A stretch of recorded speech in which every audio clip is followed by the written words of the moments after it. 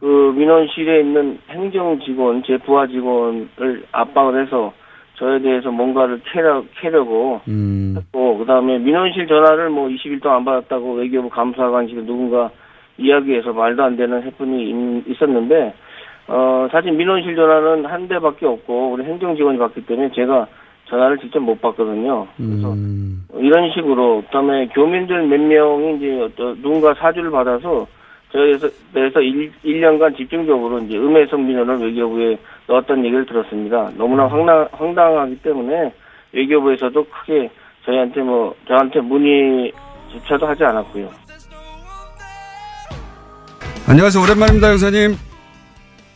예, 오랜만입니다. 반갑습니다, 공당장님. 네, 예. 조만간 귀국하게 되신다는 얘기를, 명퇴를 하신다는 얘기를 저희가 전해 들어서 그 전에 현직에 계실 때 인터뷰를 하고 그리고 명퇴를 하시기 위해서 한국에 오시면 그때는 스튜디오에 직접 모시기로 긴 시간 예정해 두고 예약해 두고 우선 왜 이런 일이 벌어진지 오늘 간략히 한번 짚어보려고 합니다. JTBC 인터뷰 이후에 어떤 일들이 있었나요? 좀 간략하게 정리해 주시면. JTBC 인터뷰 이후에 뭐 외교부에서 감사가 왔고요. 네. 사실은 이제 세종학당이라고 저희 청년사관하고 이제 문화관광부 산하의 세종학당 재단하고 함께 최초 운영하는 표준 모델 세종학당이 이제 작년 12월에 오픈을 앞두고 있었는데. 세종학당이라는 사업을 준비하고 있었는데, 예. 예. 네. 그게 이제 전면 백지화 됐고요. 제가 문제를 외교부에 제기해서 외교부에서 이제 감사가 오게 됐는데. 네. 오히려 다른 건 대충 하고 저를 집중 감사를 했죠. 그러니까. 오히려 제가 저 때문에, 예. 제가 이제 저 전후를 잘 모르시는 분들을 위해서 잠깐 정리하면 총영사가 바로 최순실 인사라고 했던 그 총영사입니다.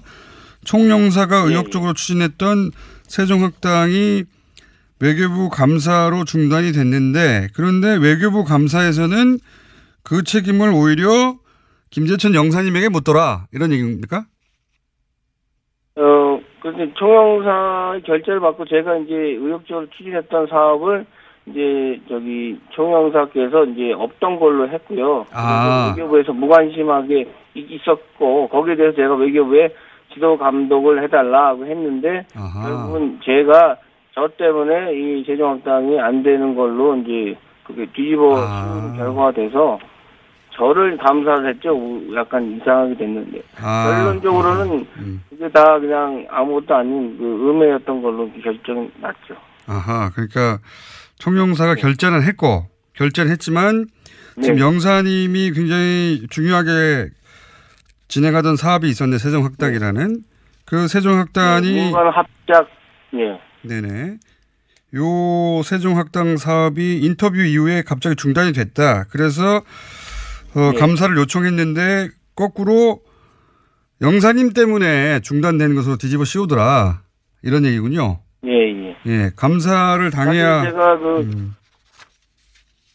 말씀하십시오. 세종학당 재단 측에 사실 미안한 마음이 있죠. 저를 믿고, 청원사관을 믿고, 1년 동안 준비했는데, 그것이 이제 안 되게 됐기 때문에 너무 예산적 낭비도 심하고, 상당히 1년 동안 필요하게 된 게 상당히 개인적으로 굉장히 가슴 아프게 생각합니다. 총영사에 대한 관리 감독을 요청해서 지난 12월에 외교부 감사가 들어왔는데 총영사를 감사를 한 게 아니라 영사님을 감사했다. 예, 그런 얘기군요. 그리고 또 뭐 여러 가지 자잘한 일들이 많았던 걸로 제가 들었는데 그 중에서 발령 전보가 있더라고요. 지금 거의 그 주요 경력 대부분을 지금 베트남에서 계셨는데 17년간 25년 중에 외교부 25년 중에 베트남 17년 근무면 베트남 그야말로 전문가신데 발령 전보를 내렸다고요? 어떻게 내렸습니까? 저 같은 경우는 이제 그 관련 규정이 있어서요. 장관이 불가피하다고 인정하는 경우에만 이제 전보할 수 있게 돼 있거든요.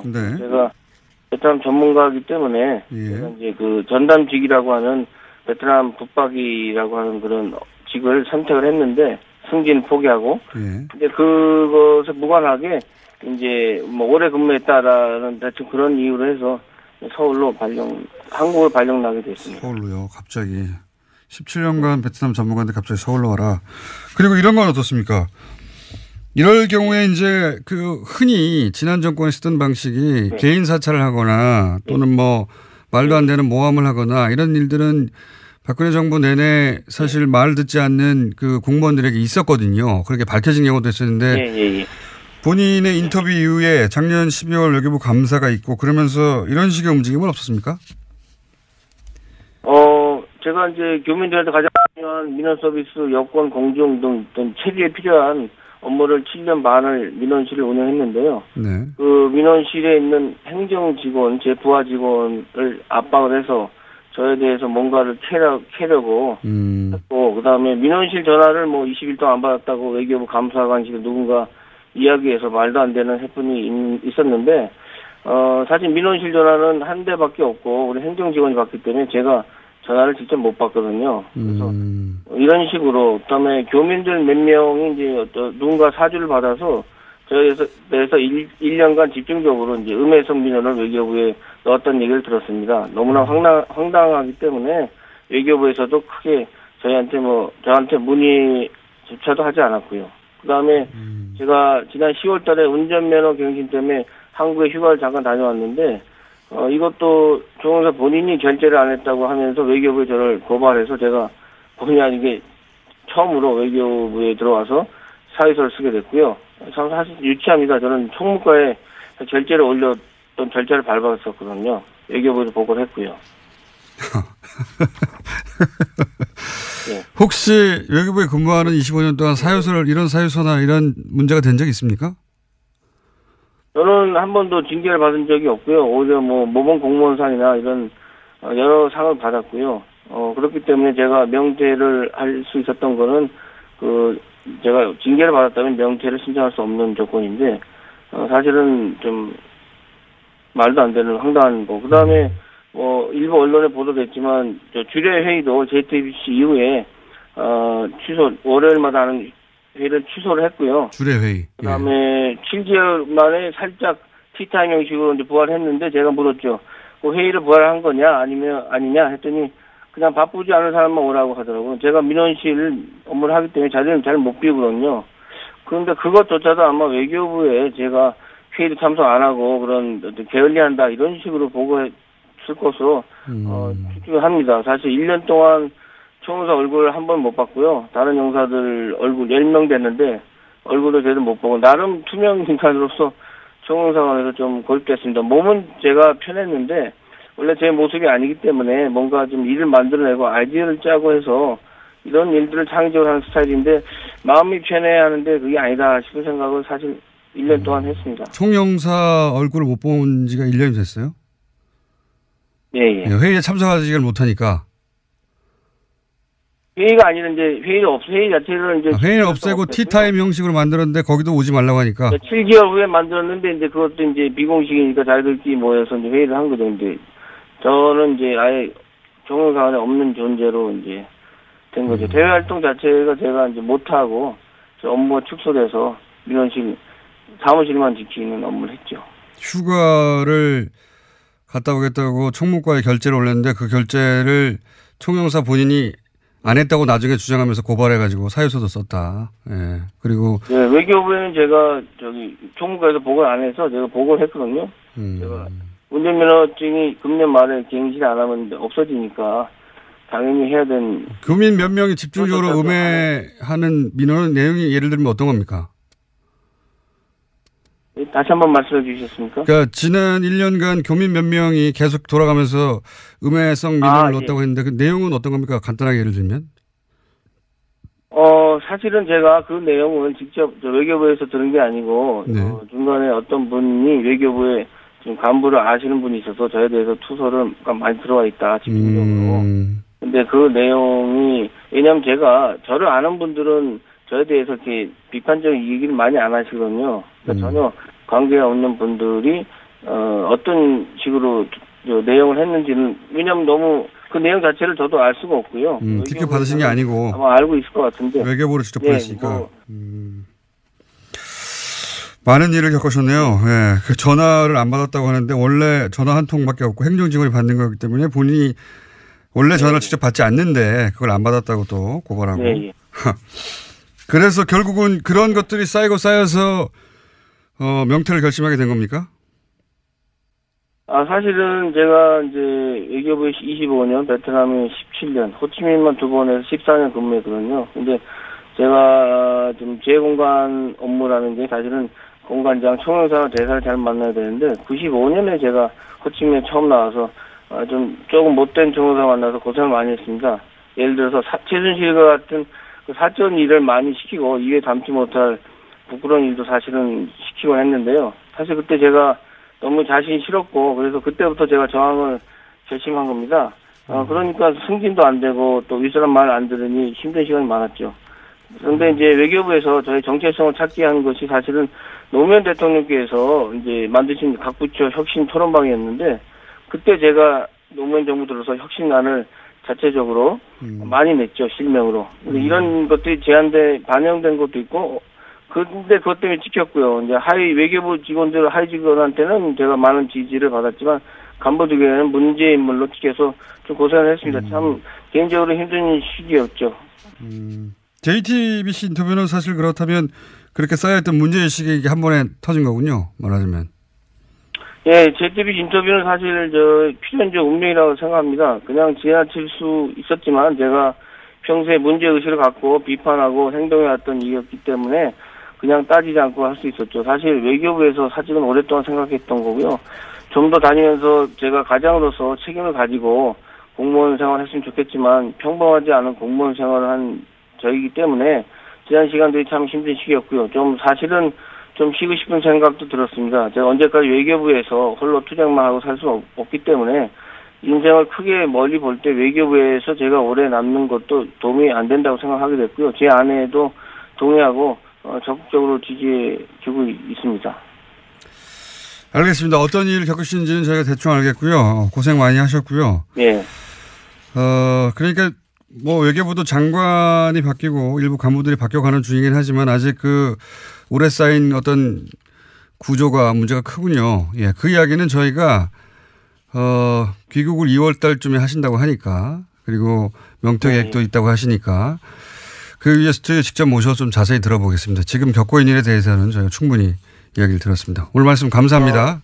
공장장님 제가 잠깐만 한마디 해도 될까요? 한마디요? 예, 짧게. 여보세요? 예, 말씀하십시오. 예, 모든 것이 하루아침에 바뀌는 건 없다고 생각합니다. 정권이 바뀐다고 해서 모든 것이 바뀌는 것도 아니고 특히 공무원 사회는 외부 지속적인 자극이 있어야 변화하는 조직입니다. 자체 변화를 현실적으로 무리가 있고 그래서 국민들이 공무원 사회를 잘 감시하고 동시에 격려를 아끼지 않으면 그런 관심이 필요하지 않나 이렇게 생각합니다. 감시와 격려를 동시에 필요로 한다. 알겠습니다. 오늘 말씀 감사합니다. 그 민원실에 있는 행정 직원, 제 부하 직원을 압박을 해서 저에 대해서 뭔가를 캐려고 했고, 그 다음에 민원실 전화를 20일 동안 안 받았다고 외교부 감사관실에 누군가 이야기해서 말도 안 되는 해프닝이 있었는데, 사실 민원실 전화는 한 대밖에 없고, 우리 행정 직원이 받기 때문에 제가 전화를 직접 못 받거든요. 그래서 이런 식으로, 그 다음에 교민들 몇 명이 이제 누군가 사주를 받아서 저에서 1년간 집중적으로 이제 음해성 민원을 외교부에 넣었던 얘기를 들었습니다. 너무나 황당하기 때문에 외교부에서도 크게 저한테 문의조차도 하지 않았고요. 안녕하세요. 오랜만입니다, 형사님. 예, 오랜만입니다. 반갑습니다, 공장장님. 네, 예. 조만간 귀국하게 되신다는 얘기를, 명퇴를 하신다는 얘기를 저희가 전해 들어서 음해였던 걸로 결정이 났죠. 아하, 그러니까 총영사가 결재는 했지만 지금 영사님이 굉장히 중요하게 진행하던 사업이 있었는데 세종학당이라는 그 세종학당이 합작 네네. 요 세종학당 사업이 인터뷰 이후에 갑자기 중단이 됐다. 그래서 감사를 요청했는데 거꾸로 영사님 때문에 중단된 것으로 뒤집어 씌우더라. 이런 얘기군요. 예, 감사를 당해야. 제가 말씀하십시오. 세종학당 재단 측에 사실 미안한 마음이 있죠. 저를 믿고, 청원사관을 믿고, 1년 동안 준비했는데, 그것이 이제 안 되게 됐기 때문에 너무 예산적 낭비도 심하고 상당히 1년 동안 필요하게 된 게 상당히 개인적으로 굉장히 가슴 아프게 생각합니다. 총영사에 그 전에 현재 계실 때 인터뷰를 하고 그리고 명퇴를 하시기 위해서 한국에 오시면 그때는 스튜디오에 직접 모시기로 긴 시간 예정해 두고 예약해 두고 우선 왜 이런 일이 벌어진지 오늘 간략히 한번 짚어보려고 합니다. JTBC 인터뷰 이후에 어떤 일들이 있었나요? 좀 간략하게 정리해 주시면. JTBC 인터뷰 이후에 뭐 외교부에서 감사가 왔고요. 네. 사실은 이제 세종학당이라고 저희 청년사관하고 이제 문화관광부 산하의 세종학당 재단하고 함께 최초 운영하는 표준 모델 세종학당이 이제 작년 12월에 오픈을 앞두고 있었는데. 세종학당이라는 사업을 준비하고 있었는데, 예. 네. 그게 이제 전면 백지화 됐고요. 제가 문제를 외교부에 제기해서 외교부에서 이제 감사가 오게 됐는데, 네. 어제 다른 건 대충 하고 저를 집중 감사를 했죠. 그러니까. 어제 제가 저 때문에, 대한 관리 감독을 요청해서 지난 12월에 외교부 감사가 들어왔는데, 총영사를 감사를 한 게 아니라 영사님을 감사했다. 예, 그런 얘기군요. 네. 그리고 또 뭐 여러 가지 자잘한 일들이 많았던 걸로 제가 들었는데 그 중에서 발령 전보가 있더라고요. 지금 거의 그 주요 경력 대부분을 지금 베트남에서 계셨는데 17년간 25년 중에 외교부 25년 중에 베트남 17년 근무면 베트남 그야말로 전문가신데 발령 전보를 내렸다고요? 어떻게 내렸습니까?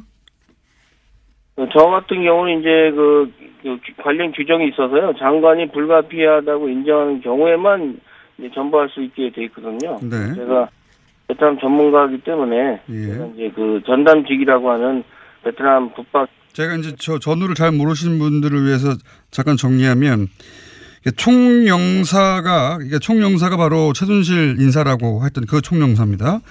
총영사가 의욕적으로 추진했던 세종학당이 외교부 감사로 중단이 됐는데 그런데 외교부 감사에서는 그 책임을 오히려 김재천 영사님에게 묻더라 이런 얘기입니까? 그런데 총영사의 결재를 받고 제가 이제 의욕적으로 추진했던 사업을 이제 총영사께서 이제 없던 걸로 했고요.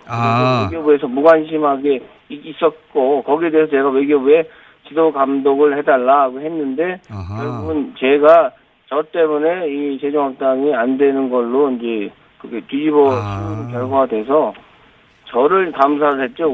약간 이상하게 됐는데 결론적으로는 그게 다 그냥 아무것도 안